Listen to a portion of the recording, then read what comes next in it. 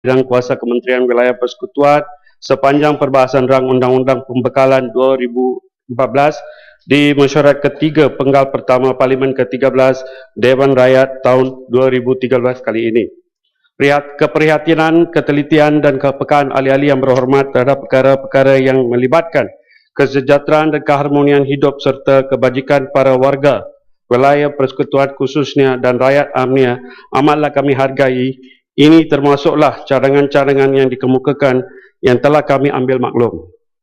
Bagi jawapan-jawapan yang soalan-soalan yang telah ditanyakan tadi, saya minta jawab soalan cukai yang dulu kepada Yang Berhormat Lembah Pantai, Yang Berhormat Setiawangsa, Yang Berhormat Batu, Yang Berhormat Segambut, Yang Berhormat Ceras, Yang Berhormat Setiawangsa, kenaikan cukai taksiran di BKL. Ia untuk makluman seputih, minta maaf seputih, Bangsa Maju juga telah timbulkan soalan tadi. Dan saya ingin maklumkan kepada Dewan Yang Mulia ini bahawa kadar cukai taksiran pintu tidak dinaikkan pada peratusnya. Hanya yang telah diambil kira adalah nilai taksiran sewa tahunan yang telah diambil kira selepas 21 tahun. Oleh itu saya haraplah pihak-pihak yang berhormat faham maksud kenaikannya bukan dari segi kadar taksiran tetapi pada nilai sewa tahunan. Walau bagaimanapun saya adalah berita baik sedikit untuk tuan-tuan yang berhormat ini. Kenaikan cukai taksiran di BKL ditangguhkan bagi membolehkan sesi pendengaran bantahan. Terima kasih Maya. Bantahan dilaksanakan mulai Januari hingga Mac 2014. Warga kota masih perlu memukakan bantahan atau aduan seperti mana yang ditetapkan sehingga 17 Disember 2013 supaya sesi pendengaran dapat dibuat seperti mana jadual ditetapkan.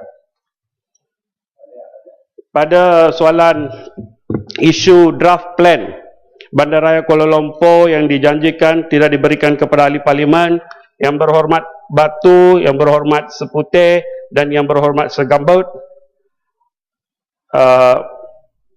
draft plan Bandaraya Kuala Lumpur 2020 telah diklasifikasikan sebagai dokumen terperingkat bertaraf sulit yang tertaluk kepada peruntukan Akta Rahsia Rasmi 1972.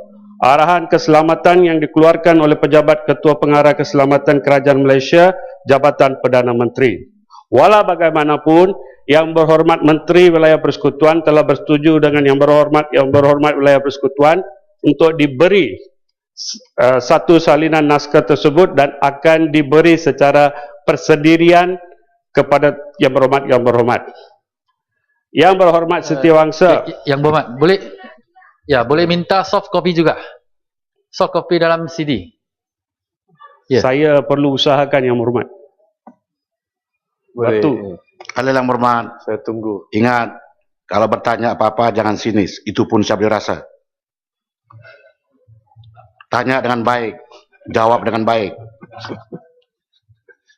Betul. Saya tunggu pengerusi untuk bagi laduan. Boleh. Terpulang kepada Yang Berhormat. Yang Berhormat telah nampak dia berdiri. Okey. Terima kasih pengerusi.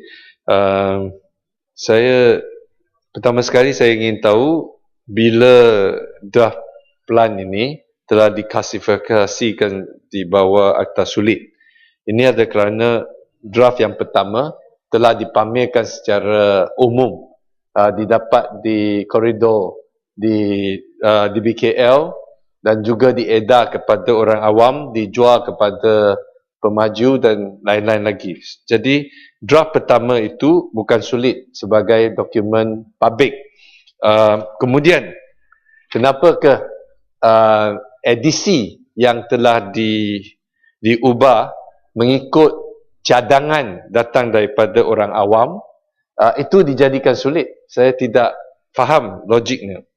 Dan saya juga ingin tahu, kalau kami tanda tangan untuk aku janji ini, adakah ini bermaksud kita tidak boleh maklum kepada orang awam atau media apa yang isi kandungan dalam dokumen ini. Is that what it means? So saya juga ingin tahu apa maksudnya. Kita sign untuk dapat satu kopi atau kita sign supaya kita akur dalam syarat-syarat kita tidak boleh review, dedahkan walau apa pun yang di dalam dokumen ini kepada siapa-siapa. So itu yang saya ingin dapat penjelasan. Terima kasih Yang Berhormat Batu, kerana aspek soalan Yang Berhormat Batu ni ada fakta-fakta seperti tarikh dan sebagainya. Saya minta beri penjelasan secara tertulis. Saya akan beri penjelasan secara tertulis.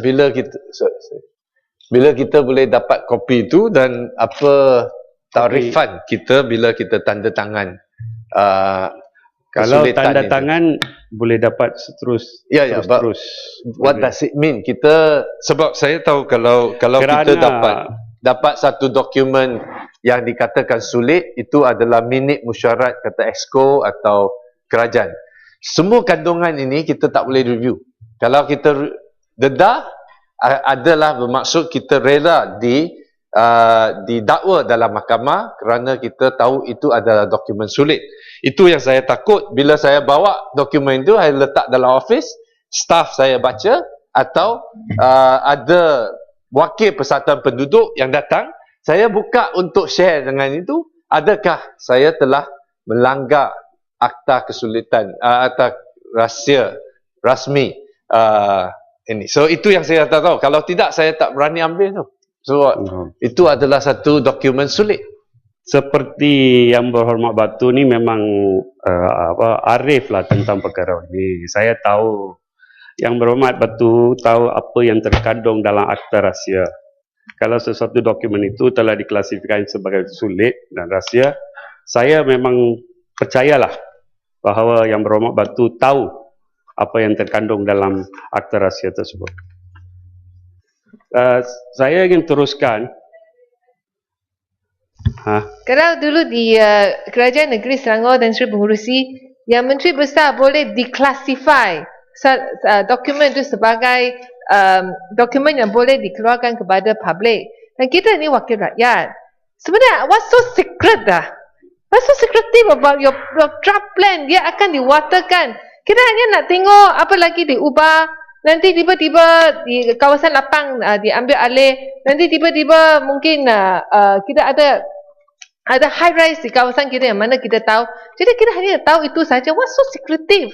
Jadi saya pun tak faham kenapa tiba-tiba jadikan ini akta rahsia rasmi. Kita pergi hadir dialog dengan DBKL, dengan menteri juga kena sign. Tak boleh beritahu apa-apa kepada pemberita.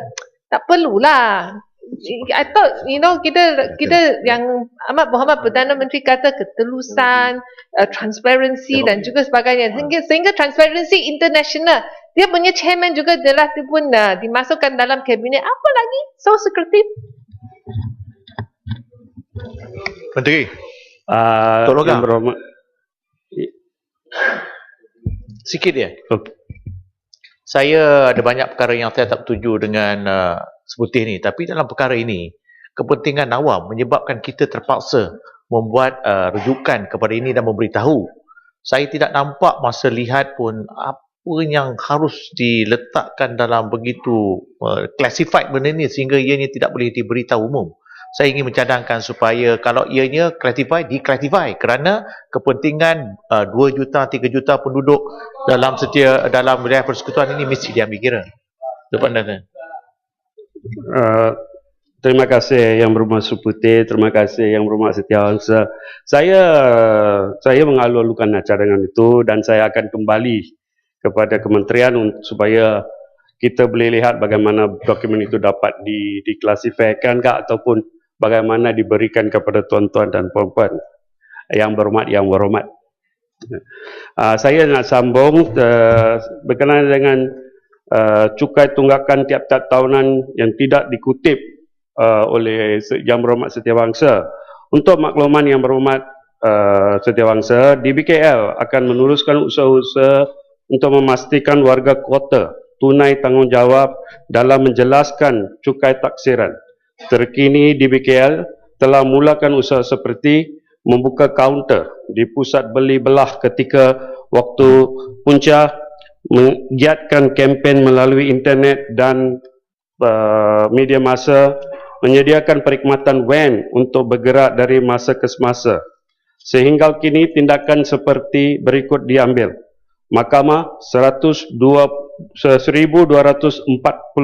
akaun, insolvency 724 akaun, proses undang-undang 2977 akaun, task force 27,442 akaun, sita 1,544 akaun, ancuran 1,274 akaun. Yang berhormat Setiausaha juga membangkitkan bantuan kemiskinan bandar dan peluang-peluang bantuan yang boleh diperolehi. Fungsi kemiskinan bandar yang meliputi kemiskinan dan miskin tegah telah dipindah ke Kementerian Kesejahteraan Bandar, Perumahan dan Kerajaan Tempatan selepas penyusunan semula Kabinet selepas PRU ke-13 yang lalu. Namun begitu, Kementerian Wilayah Persekutuan akan melaksanakan peranan di peringkat wilayah persekutuan melalui penyelarasan oleh KPKT termasuk perkara yang berkaitan bantuan-bantuan yang turut berada di kementerian tersebut. Setiausaha juga telah menimbulkan tanah yang telah dijual beli semula oleh DBKL untuk dibangunkan projek IKS. Untuk makluman yang berhormat Setiausaha, tanah yang dirujuk telah dijual kepada pemaju di kawasan Parlimen Setiausaha adalah tanah DBKL yang diduduki oleh struktur IKS. Pemaju telah disyaratkan untuk mencari tapak gantian bagi menempatkan semula struktur IKS yang ada sebelum tanah tersebut dibangunkan. DBKL juga akan membuat beberapa program IKS melalui projek mobile kios dan laman sejak di program perumahan rakyat di PPR Jelatih, Iliran Ampang, Kampung Kerinci, Intan Baiduri dan PPR Perkasa. Setiausaha juga telah menimbulkan soalan berkaitan 70 juta kepada PICC bagi tahun 2014, sama ada PICC mampu untuk menampung kos pengoperasian. Berdasarkan pecahan daripada 70 juta di mana 50 juta adalah bayaran sewa di antara Kerajaan Persekutuan dengan pihak Putrajaya Holding Sdn Bhd. Bagi 20 juta ialah peruntukan bagi kos-kos penyelenggaraan seperti penyelenggaraan bangunan yang dijalankan oleh JKR, penyelenggaraan landscape, kebersihan dan bayaran utility. PICC melalui aktivitinya dapat menampung keseluruhan kos operasi tanpa melibatkan peruntukan daripada kerajaan. Geran kerajaan masih diperlukan bagi membayar sewaan kepada Putrajaya Holding dan penyelenggaraan ataupun belanja modal. Setiausaha juga telah meningkatkan soalan NKRA Greater KL Klang Valley. Untuk makluman yang berhormat, jumlah jarak pejalan kaki tanpa halangan yang telah disiapkan ialah 26.2 km dengan kos 24 juta. Manakala sepanjang lebih kurang 12.8 km pejalan kaki akan disiapkan pada tahun ini dengan anggaran kos 14.6 juta. Semua kemudahan pejalan kaki tanpa halangan tersebut adalah terletak dalam kawasan pusat bandaraya. Sepanjang Sungai Klang dan Sungai Gombak yang melibatkan pembersihan sungai yang disasarkan bagi tahun 2013. Saya terus kepada yang berhormat Labuan. Penempatan semula di Kampung Rancak-Rancak.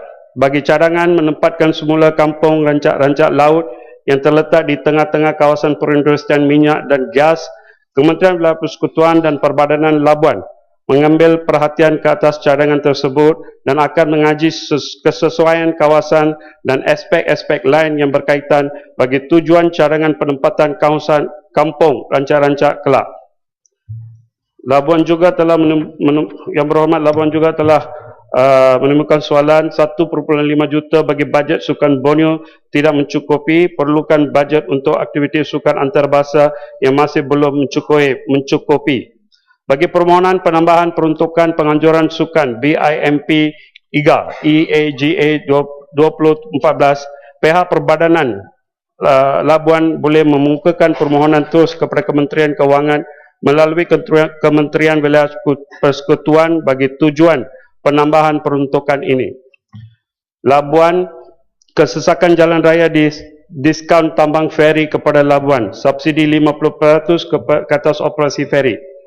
Memang diakui bahawa kesesakan lalu lintas di wilayah Persekutuan Labuan semakin serius dan sebagai langkah menangi masalah kesesakan lalu lintas ini, Perbadanan Labuan dengan kerjasama JKR sedang membuat kajian dan mengenal pasti jalan-jalan pintas dan menambah jalan baru bagi mengurangkan masalah kesesakan lalu lintas ini, khususnya jalan ke kawasan industri minyak dan gas. Sebatang jalan pintas dari Kampung Gerisik ke kawasan perindustrian Ranjak Encak sejauh 1.5 km yang dapat mengalirkan lalu lintas dari pusat bandar Labuan akan dibina tidak lama lagi. Lebih baik subsidi ditukar kepada pembinaan jambatan dari Labuan ke Menembuk. Kerajaan mendapati diskaun tambang feri kepada penumpang dan kenderaan komersial pada tahun ini memberi impak positif dari segi pertambahan jumlah penumpang, penurunan harga barang mengikut pemantauan KPDNKK ke atas 140 jenis barang kawalan. Pada tahun 2014, subsidi ini akan diteruskan dengan memperuntukkan 15 juta secara one-off.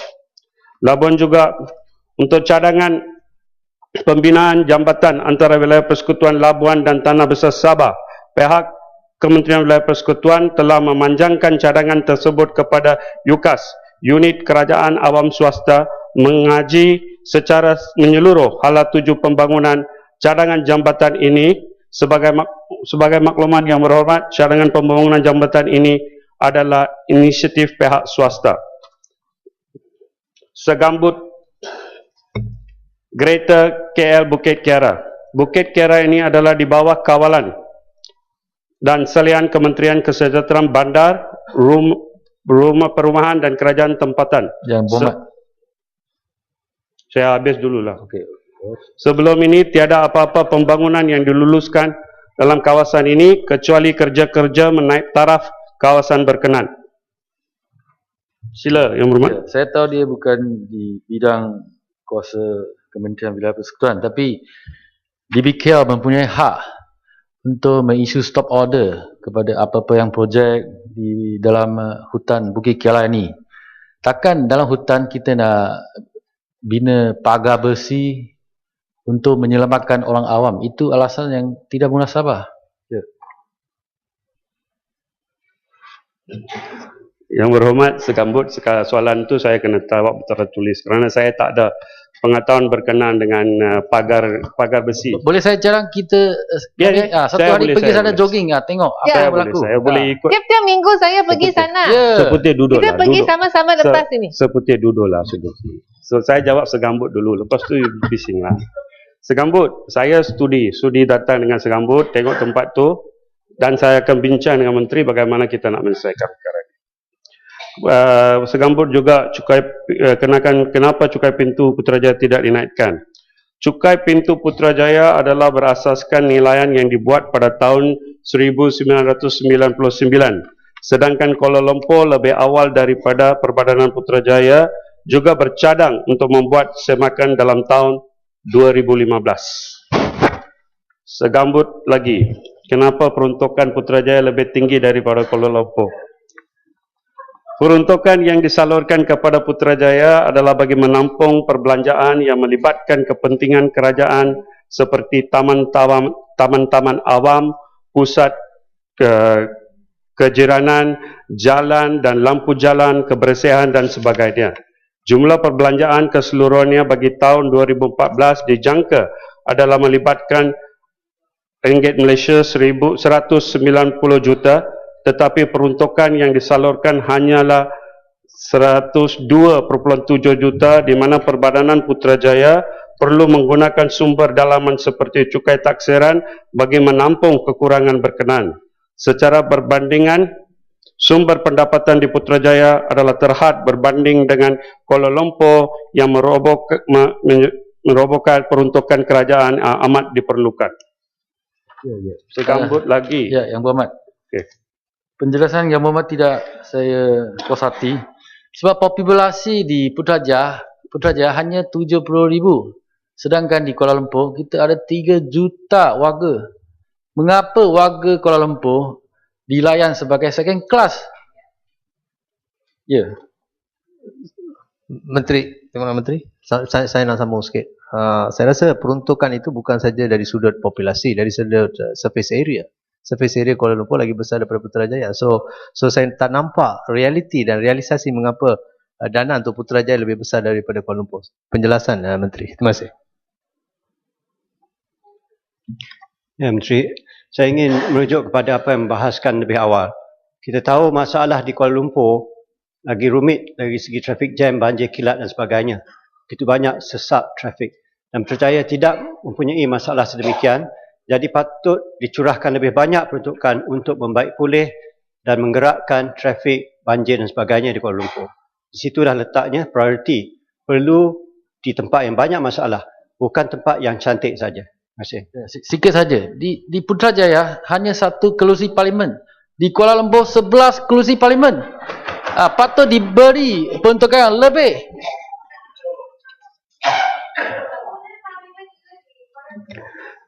Inilah YB, saya bagi peluang semua hantam.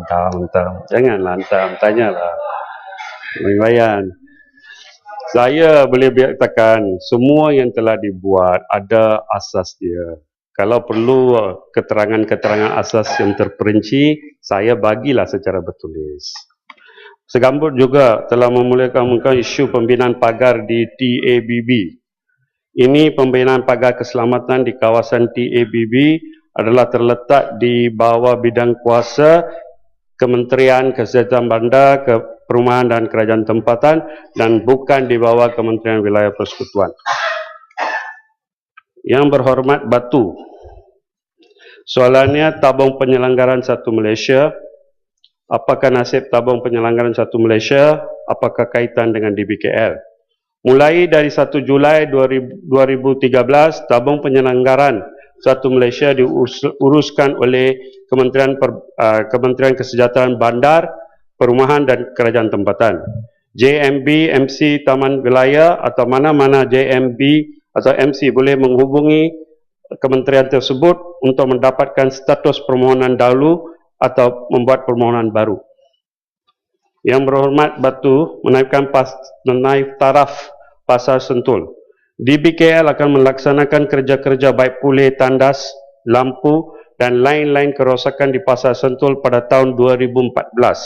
Pada tahun 2013, DBKL telah pun membaik pulih 13 buah pasar berbangun dan pusat penjajah. Batu, batching plan oleh YTL.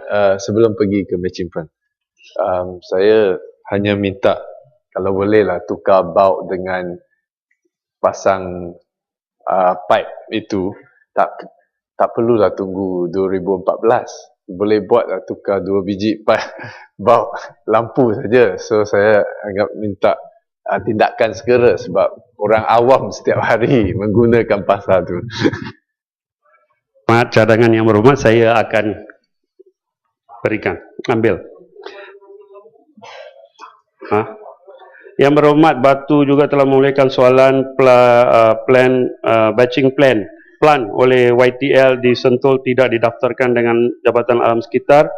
Operasi batching plan tiada permit kelulusan DBKL. Batching plan YTL di Sentul telah pun diluluskan kebenaran merancang pada 24 hari bulan September 2013. Semasa menimbang permohonan tersebut, DBKL telah menerima surat ulasan daripada semua jabatan teknikal dalaman dan luaran DBKL, termasuk ulasan Jabatan Alam Sekitar yang mendapati permohonan tersebut sesuai untuk dikeluarkan kelulusan kebenaran perancangan. Batu, apakah perancangan untuk Kampung Tanah Lapang? Tanah itu, Lapang. batching plan. Saya tidak faham kenapa bagaimana boleh diluluskan kerana batching plan kalau ikut guideline National Quarry Association tidak dibenarkan mana-mana operasi yang sebesar saiz itu di dalam kawasan bandar dan berpenduduk padat. Di sekitar batching plant itu ada 6 sekolah. Ada kawasan komersial, kawasan perumahan, LRT dan pelbagainya. Dan kalau ini diluluskan, saya juga ingin tahu apa syarat. Sudah tentu ada syarat seperti kenderaan berat tidak dibenarkan untuk gunakan jalan raya awam, atau semasa sekolah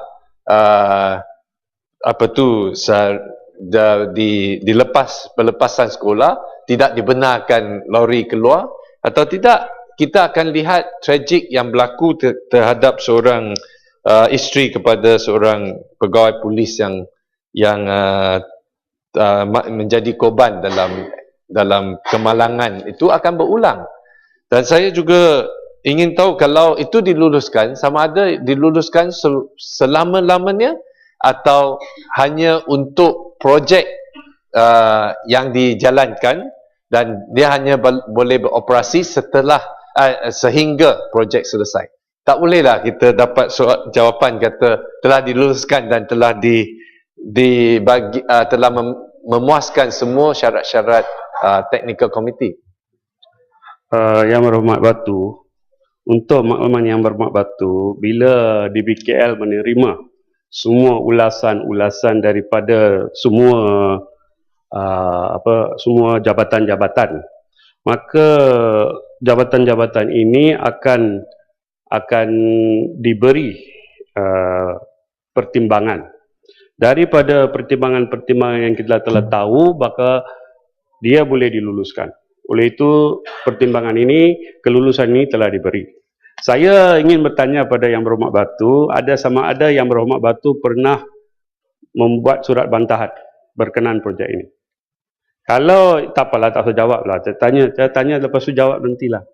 Kalau ada surat bantahan, silalah kemukakan surat bantahan kepada kami dan kami akan lihat kenapa bantahan Yang Berhormat tidak diambil kira.